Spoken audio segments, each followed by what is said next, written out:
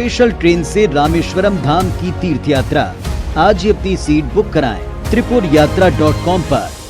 ग्वालियर जिला प्रशासन की भारी लापरवाही के सामने आई है। दरअसल 3 साल पहले लोकसभा चुनाव का रिजल्ट आने के बाद कांग्रेस प्रत्याशी अशोक सिंह ने ईवीएम में गड़बड़ी को लेकर याचिका दायर की थी, जिस पर सुनवाई करने के बाद एमएलबी कॉलेज में हाईकोर्ट ने 6000 से ज्यादा ईवीएम रखने का आदेश दिया था। आदेश के बाद 3456 बैलेट यूनिट, 1729 कंट्रोल यूनिट और 1741 वीपीपीएस मशीनें रखी गई थी। लेकिन अब याचिका को खारिज हुए 6 महीने से ज्यादा का वक्त बीत चुका है, फिर भी प्रशासन ने कॉलेज में ईवीएम मशीनों को हटाने में दिलचस्पी नहीं दिखाई है।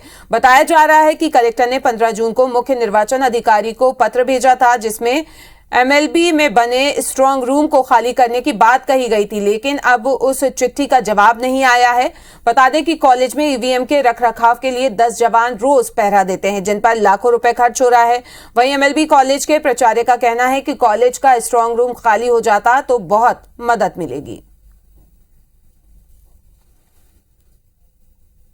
हमें तो 1 महीना का हुआ। अच्छा, वैसे कब से रखी हुई है?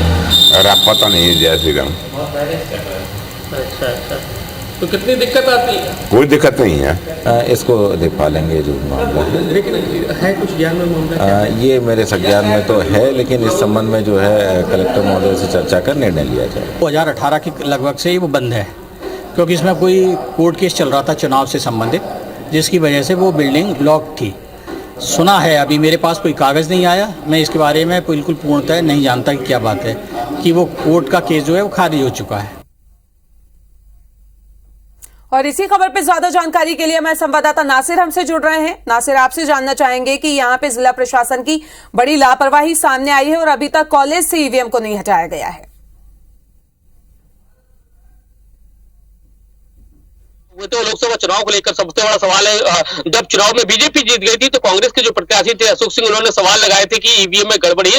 इसी को लेकर हाईकोर्ट की ग्वालियर बेंच में एक पिटीशन पेंडिंग थी, लेकिन फरवरी महीने में वो याचिका थी वो खारिज कर दी जाती है। उसके बाद जो कलेक्टर कार्यालय या निर्वाचन आयोग है वहां पर जिला निर्वाचन आयोग को पत्र भेजा जाता है कि जहां पर ईवीएम रखी गई है 6000 उनको खाली कर दिया जाए, जिससे दूसरे काम हो सके उस कॉलेज में। लेकिन निर्वाचन आयोग की तरफ से कोई पत्र का जवाब नहीं आया है, जिसके चलते जो ईवीएम है वो रखी हुई है और वहां पर 10 से ज्यादा पुलिस के जो जवान हैं हर रोज पहरा देते हैं, उनकी सुरक्षा में लगे रहते हैं। तो सबसे बड़ा ये सवाल है कि एक बिल्डिंग पूरी ईवीएम की स्ट्रांग रूम के चलते ऐतिहासिक बिल्डिंग खड़ी हुई है, जबकि जो एमएलबी कॉलेज है, एमएलबी कॉलेज का अगर इतिहास की बात करें तो ये पूर्व प्रधानमंत्री अटल बिहारी वाजपेयी का कॉलेज है, जहां से उन्होंने दीक्षा यहाँ से प्रारंभ ली थी।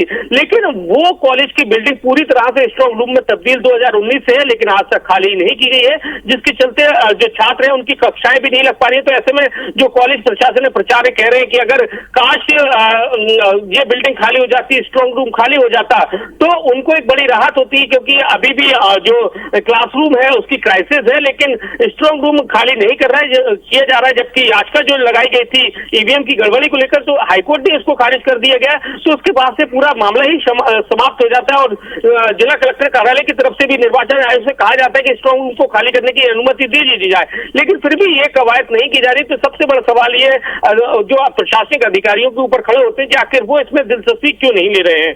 जी, तो बिल्कुल कह सकते हैं कि अगर स्ट्रांग रूम खाली हो जाएगा तो क्लासेस की जो क्राइसिस है वो भी कम हो जाएंगी। यहाँ पे इस तमाम जानकारी के लिए आपका बहुत बहुत शुक्रिया।